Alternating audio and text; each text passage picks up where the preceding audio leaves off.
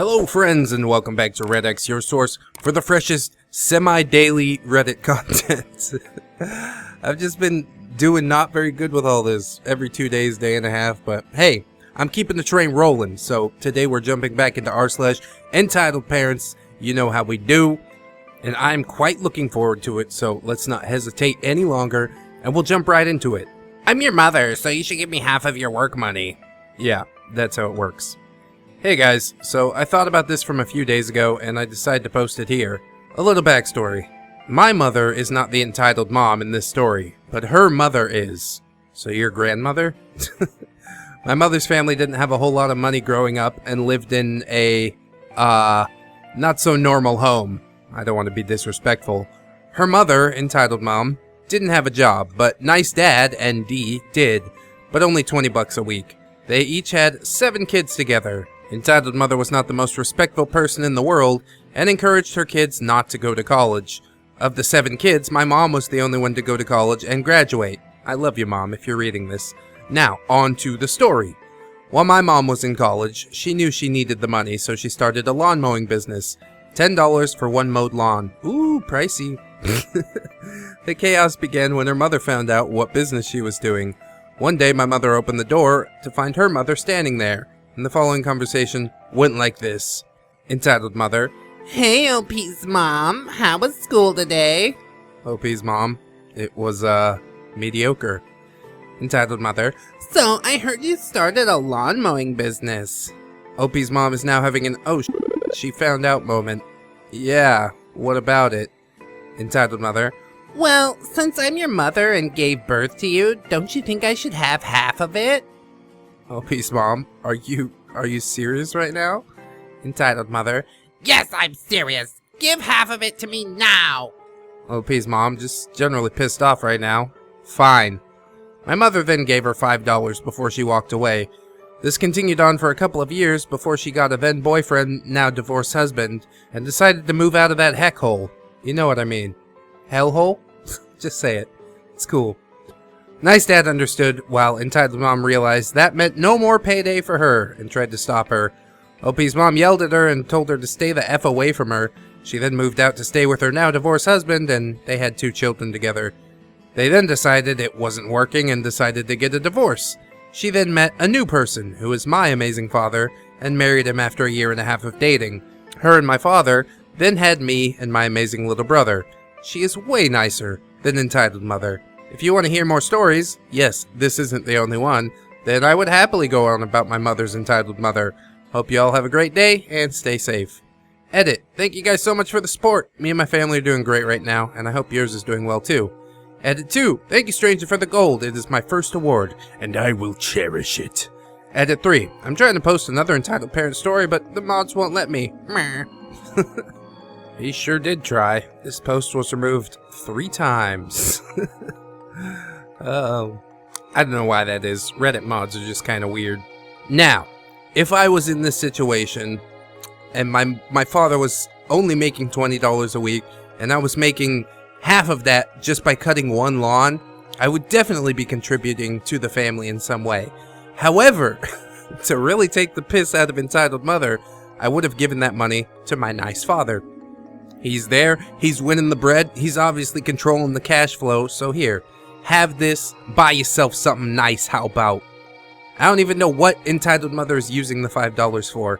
Hopefully it's for shopping or, you know, buying groceries, things like that, but part of me doubts that a heck of a lot.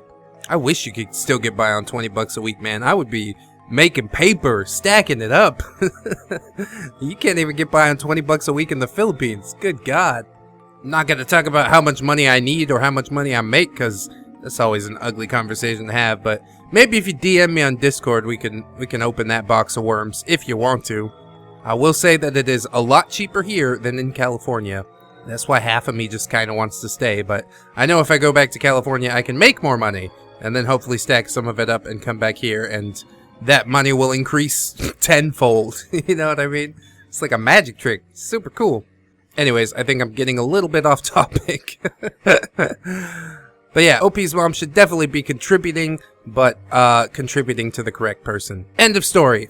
Let's jump into the next one. This time, an entitled mother tried to drown me in sauce. Fairly literally. Ooh, sounds sexy. Edit, this was almost a decade ago. I'm long gone.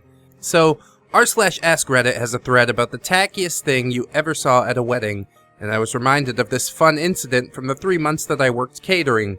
Worst of all my food service jobs, by the way. Cast. Me is OP, obviously. EM, entitled mom. ED, entitled dad. EB, entitled brat. Boss, my asshole boss. AB. Bride, the bride, and groom, the groom. So, campus catering rarely did weddings, and honestly, the food we made was so bad and so poorly handled, I'd think you'd want to avoid it. But the father of the groom was a big name on campus, so it was held on campus, and we had to cater it. I'm managing the entrees, serving up a terrible chicken in a thick congealed sauce, and a vegetarian pasta that's basically just a half-assed pasta primavera with a nasty cheap oil on it. Seriously, I love me some primavera, but I wouldn't even touch this garbage with a 10-foot pole. We're winding down, the last of the food is out. In a few minutes we'll put the main course away and send out the dessert course. Suddenly, entitled Brad appears. He's about 10, so he absolutely knows better than to do this. He decides that it's going to be the funniest thing in the entire world to yank the tablecloth away. Oh god. Seriously, he was giggling the whole time, so I knew something was up. When I caught him with the edge of the tablecloth, I moved fast. OP, kid, don't even think about it. It's going to end very badly.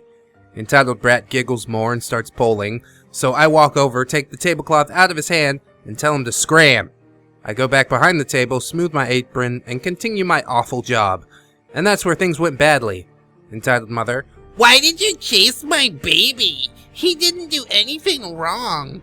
OP, Ma'am, your child was about to pull the tablecloth down, and it's my job to stop him. If I don't, I could be fired. Yes, this happened to a colleague.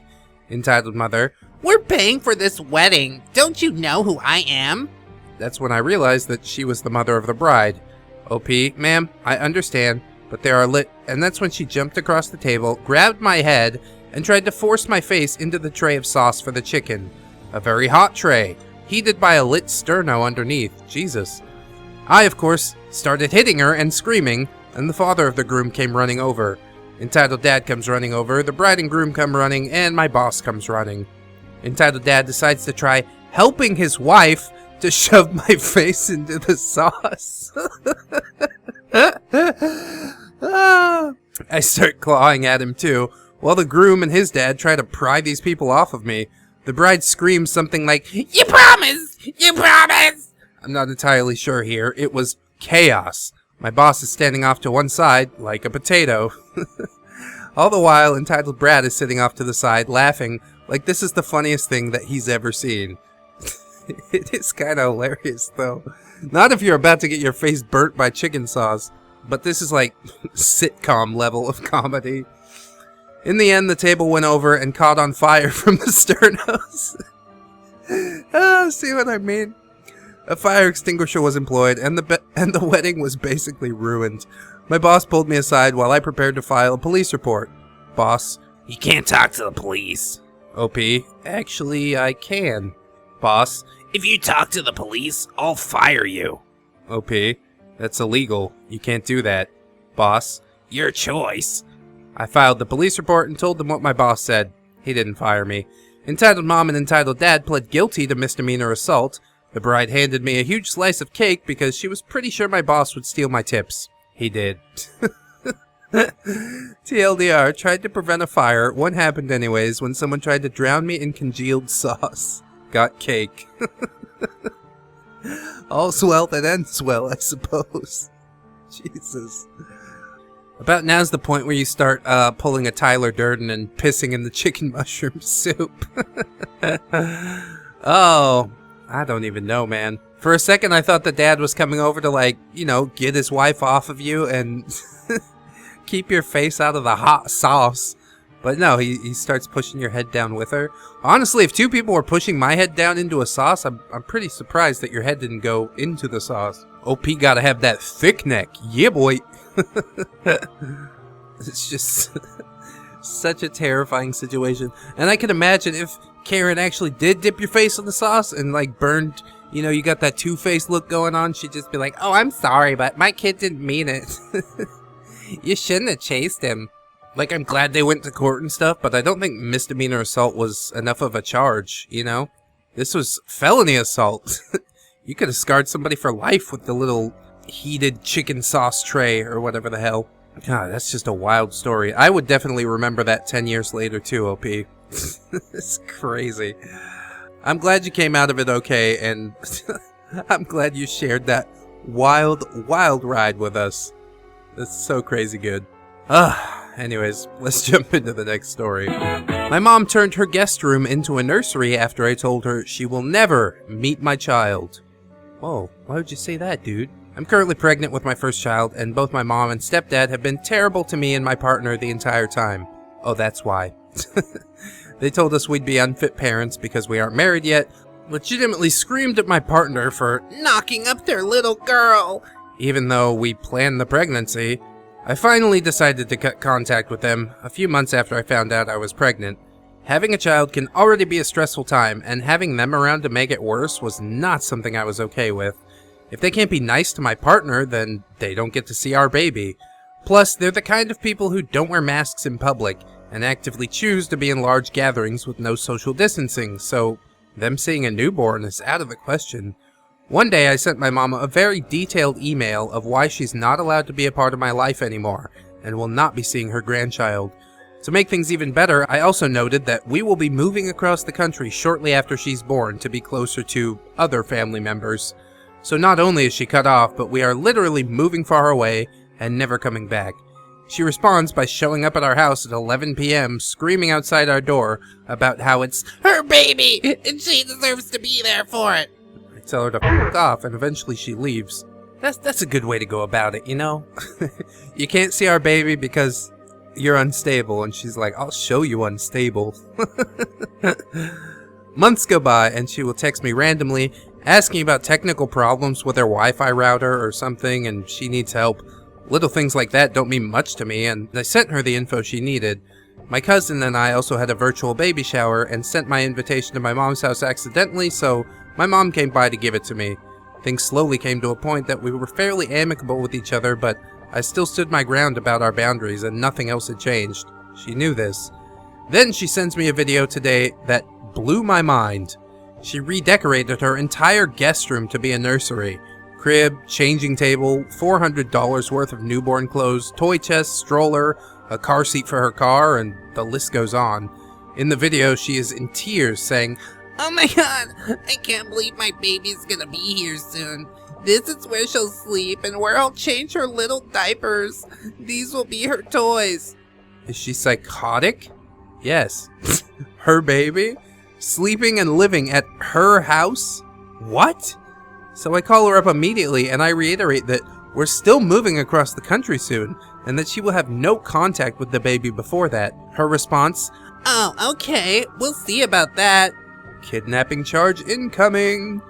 Genuinely confused, what part of you will have no contact with this baby does she not understand or thinks will change in the next few weeks when she's born? Is she planning on stealing her from us? I am at a loss for words. It's not out of the realm of possibility. This woman seems very unbalanced. Edit. Wow, so many great tips from you guys. Thanks for the advice. I showed my partner the comments I've been getting, and I think we're starting to take this more seriously, and we'll be contacting a lawyer on Monday. I wanted to mention a couple of things to clarify as well. I've been seeing a psychotherapist the past few months strictly due to the relationship I've had with my mother throughout my life, and all of that is documented. My midwife in hospital is also very aware of the situation and the emotional stress I've been going through, so we definitely will be utilizing this in the case that she tries to sue us or call Child Protective Services. Also, due to the virus, only my partner's allowed to be with me during the birth anyways. We'll be keeping things hush until after we move. We would have moved months ago if it was financially possible for us. We also spent a lot of money on my birth center here, and that's non-refundable.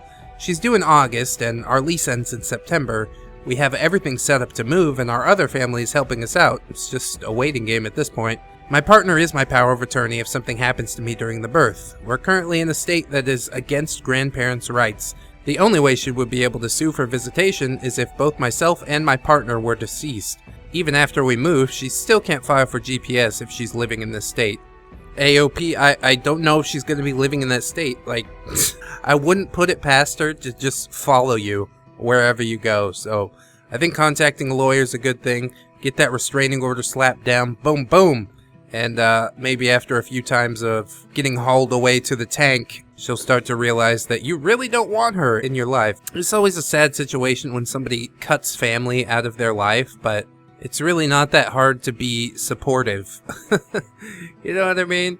Like, you're excited about the baby? Hey, that's great. Then maybe be supportive instead of being a psychopath toward the people who are the mother and the father. Obviously, this mother has some stuff going on upstairs. But maybe if you convince her to also go see a psychotherapist, she could get some of those problems worked out, maybe a little bit medicated. Well, you'd have to go to a psychiatrist to get medication, but you know what I mean. And if she manages to become a balanced individual, which is going to take a lot of work, but if she manages it, then you should probably let her see her grandchild. But then again, I didn't grow up with this woman. I don't know what you've been through, so take that with a grain of salt. But this woman is most certainly some kind of unbalanced, so you do well to be cautious around her, OP. I think you're making the right move for now. But you know, forgiveness is a big part of love. Anyways, I don't want to wax too poetic. Let's just jump into that last story, and then I'm gonna get out of here. No mask equals no service equals temper tantrum. Of course! We've been getting a lot of texts from my mother-in-law complaining that anytime she tries to go shopping or to a restaurant, they keep kicking her out and banning her. I've been ignoring her because I figured she was exaggerating and just being overly dramatic, just going crazy from being trapped inside. On Monday, I met her in an outdoor restaurant and was shocked to see that she didn't have a mask. I figured she was just not wearing it outside because everyone is 10 or more feet away and it's 90 degrees out. We went inside to order, me putting my mask on and her not. We were stopped, and an employee very nicely and gently asked her to put a mask on or wait outside while I ordered.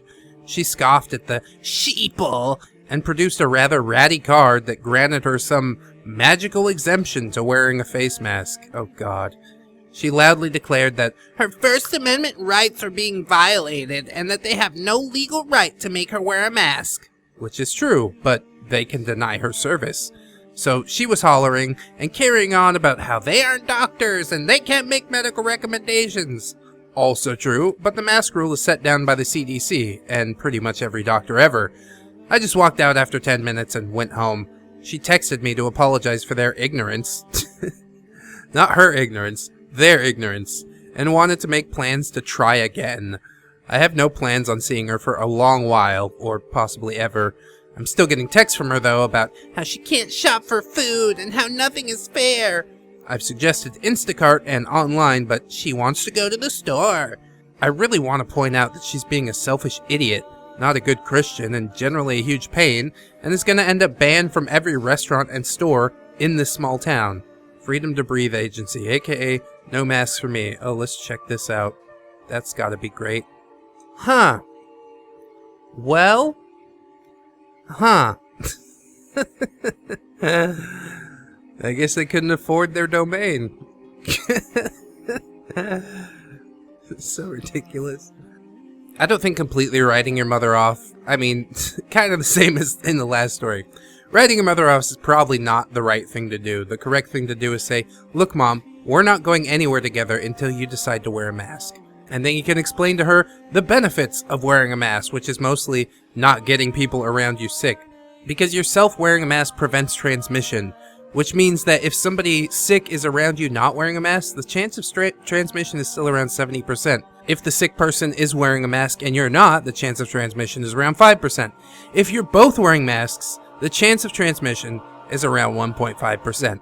And that's the world that I want to live in. I think the reason people get away with this for so long is because a lot of people just decide to ignore the situation and not confront it. But if anyone is equipped to confront it, then you are, because you're her child. You know what I mean? So maybe you can set her straight. I know there's a lot of parents out there who are kind of narcissistic and don't really want to listen to their child, but my experience has been relatively different, you know. I know not every family is like mine, but hopefully you can get through to her in some way. If worse comes to worse, just tell her that wearing a mask in public is now the easiest form of IQ test. If I see somebody not wearing a mask in public, not only am I going to stay far, far away from them, but I'm going to know for sure, without a shadow of a doubt, that they're a fucking idiot. So I hope that you guys are wearing your masks as well, if you decide to venture out into this brave new world that we live in. And I also hope that you'll like, comment, and or subscribe if you did enjoy the video, friends. I also hope you'll check out the links in the description to Twitter, Discord, Patreon. And I would like to thank all of my patrons. We got a new patron, Robert Allen Waits. Thank you so much for signing up, dude. We've also got Mr. Weasel, Nathan, Crimson Albedo, Lady Nix, Radimus Cisco, Damon Darkstar, and the OG, Nico the Legend. So you guys can all hop into the Discord, enjoy some creepypasta readings on Saturday is the 4th, so it's going to take place on July 5th. We're going to do some creepypasta readings at 9 p.m. Eastern Time for at least a couple of hours. And it's a good chance to sit down and, you know, have a little conversation. Watch the community that we are growing bloom. It's a beautiful thing. So I do hope you'll sign up for the Patreon. And even if you don't, come on through for that free creepypasta Discord reading. First weekend of the month is the free one. The other 3 weekends, that's patrons only. But anyways, friends, I gotta get out of here. I hope that you will take care of yourselves out there. Wear your mask, wash your hands. You are loved, you are valued, and you deserve it. I will see you in the next one. And until then, friends, bye-bye.